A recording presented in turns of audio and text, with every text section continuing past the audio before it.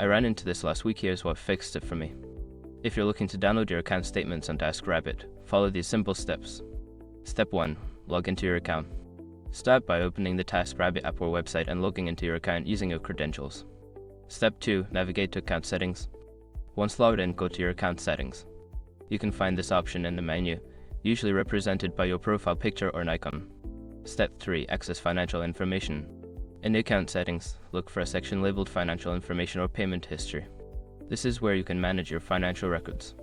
Step 4. Select Statement Download. Within the Financial Information section, find the option to download your account statements. It may be labeled as Download Statements or Export Transactions. Step 5. Choose Date, Range, and Download. After selecting the download option, you'll be prompted to choose a date range for the statements you want. Make your selection and then click the Download button. Remember, if you accidentally select the wrong date range, you might end up with statements that don't cover the period you need. I hope this guide helps you get your account statements easily. If you have any questions, feel free to ask.